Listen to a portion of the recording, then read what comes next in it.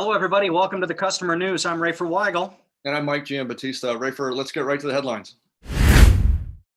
Let's do it, Mike. Some alarming findings in the world of marketing research. Studies show that research that relies on automation can have abysmal results. Apparently, the deeper you get in your audience, the less accurate you get. For instance, you target gender only in an online ad that has a 42% success rate. If you add an age, that drops to 20%. And if you go with gender, age, and income, apparently the accuracy goes down to 0. Mike, why is this? Because in our efforts to hyper-personalize, we've defaulted to thinking that this level of specificity is somehow going to get us a better response. What this shows us, though, is that oftentimes, we've crossed the point of diminishing returns and the juice just isn't worth the squeeze. Have you joined Clubhouse yet? Well, it's where all the cool kids are hanging out, and you have to get in by being invited. It's an audio-only app. Mike, you turned me on to Clubhouse, and I am totally hooked on this thing. What's your take on it?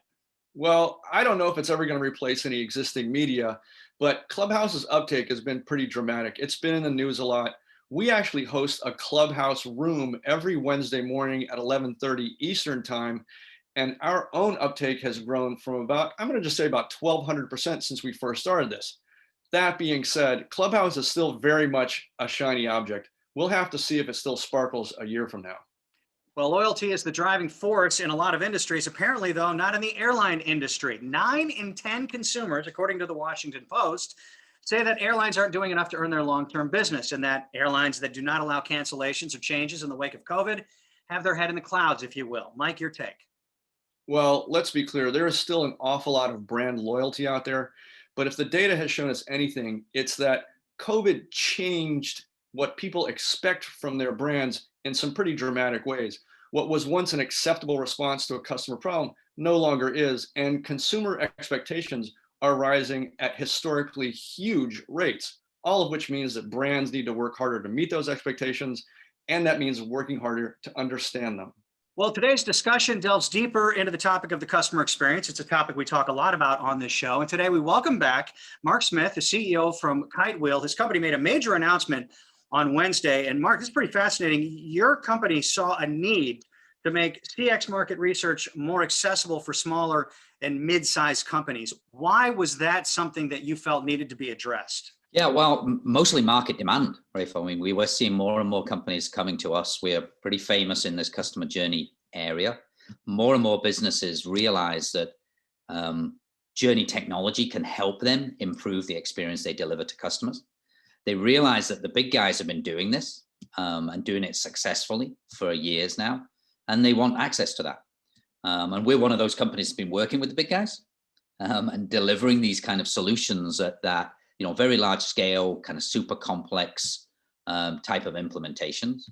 And what's exciting is we've learned enough to package that best practice up and make these customer journeys available to the mid-tier, much wider set of businesses who can benefit from them, can get value out of doing their sales, marketing, customer service, customer experience better by getting access now to customer journey templates that they can get running with very, very quickly. Seems like a really interesting value proposition.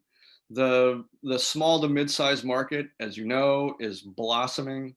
But in your conversations, Mark, as in mine as well, there's a level of sophistication there that seems to go along with a level of budget where a lot of these folks just couldn't seem to get there budget-wise, and so I think this is a huge deal for those people.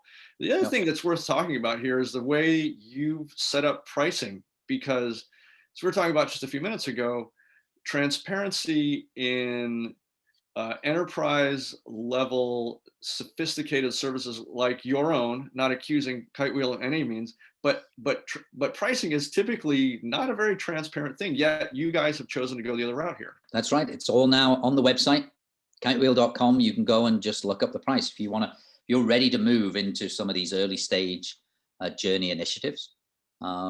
You've got a guaranteed price from us, and you're absolutely right, Mike. It's very different from how this market has been run for the last few years, and we've absolutely been part of that. At the enterprise level, it's this, it's a $1 million box that can do all sorts of super fantastic things, and it's going to get configured up to do that.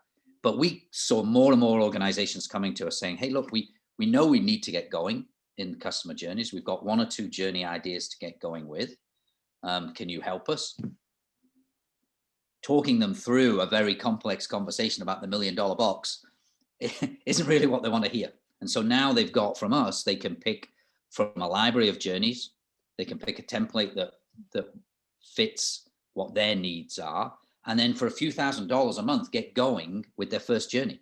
And we've made that very transparent. That is just remarkable. I can say I haven't seen your pricing grid, but if this is a few $1,000s a month, there's nobody else in this space that would even be willing to talk about those kinds of numbers. This is a huge deal. And it sounds like this could really be a game changer for the marketplace, Mark.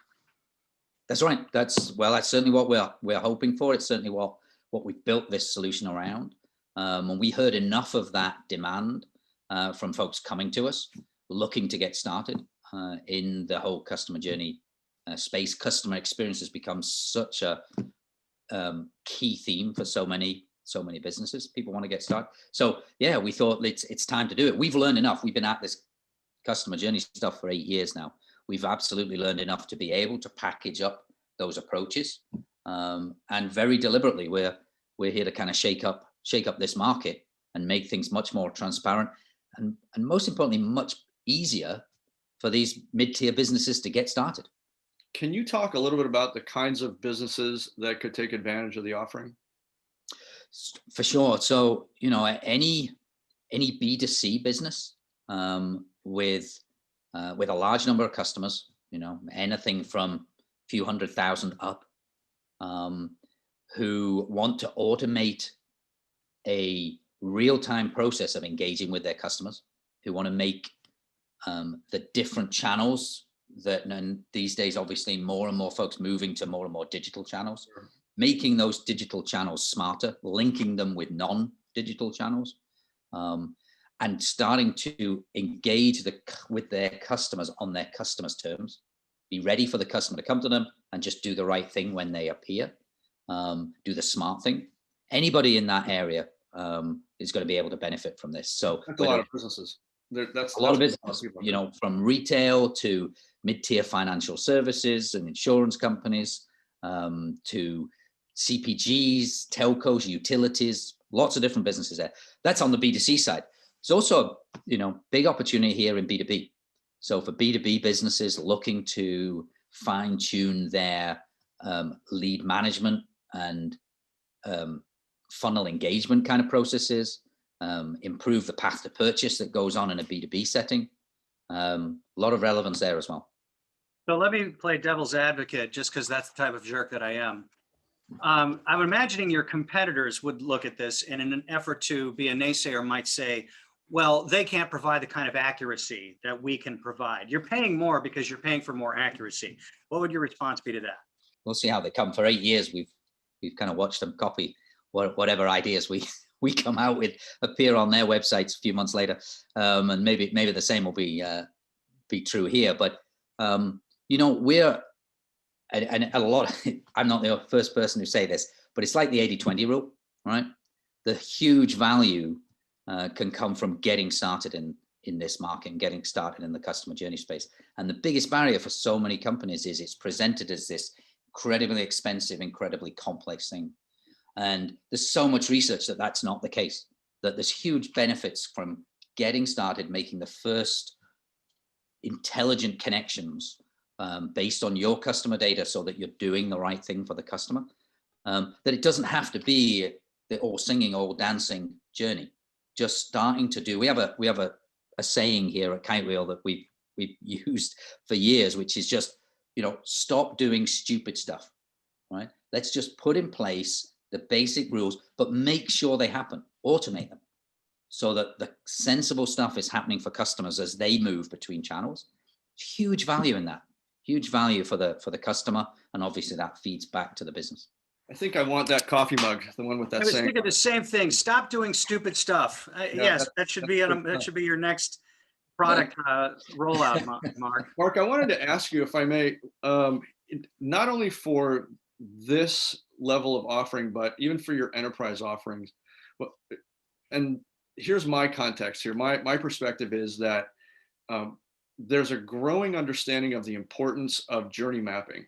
There are not enough people within organizations who understand what it is, how to deploy it, if that's the right word, but really how to get the full value out of this very sophisticated tool. So my question is, how does Kitewheel go about solving for that kind of lack of understanding? Do you have your own, say, internal consultancies, or how does so we have our own, and we have some partner consultancies as well. And I'm now wondering whether I've actually said the name of this solution yet. We haven't.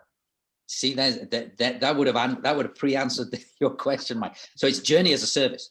Okay. And so that's the whole nature of it, of this new go-to-market is very much packaging up a full service offering, so that the client doesn't have to have all that deep expertise. We are packaging that up for them. A lot of that's in the software and in the template, but absolutely our consulting support as well, to make sure that this all gets set up right and is off and running successfully. And so in this, for our journey as a service solution, we see our customers much more just looking at the results that are coming out, more than they're having to get involved in the complexity of how to build all of this cross-channel connectivity. Right. That's our job. They're going to be able to track and look at the way the journeys are running, and at some level optimize them. Some of these journeys are going to optimize themselves because there's a lot of AI and machine learning options to embed in the journeys. But yeah, absolutely, it's whether it's us or whether some of our consulting partners that are helping on the setup and the tuning. I mean, one of our options, although we have a library of these journeys, we absolutely have the option for customers to take the journey as a service solution and have it around a custom journey. Taking one of our templates and just tweaking a little bit to fit their business, and that's definitely part of the proposition here. So, but yeah, I should have said earlier, it's journey as a service. So very much like so many other SaaS type solutions, with a transparent, simple, step-by-step pricing model, but where we take on a lot of the load of ensuring delivery. So I wouldn't ask you to put this on a scale, but it sounds like what you're describing is, I know better to say it's not a plug and play model. You can't just plug it in and walk away, but there probably is a certain amount of DIY-ness in this, where you don't need to engage with the high-level consultants to pull this off. That's right. Now there's absolutely setup work. Obviously, we've got to plug the journeys in to the initial channels, and so there is a setup phase to do that. But then it's up and running. And if you buy the journey as a service, we're hoping it picks up this name Jazz. So it's JAAS, but Jazz kind of sounds better, right?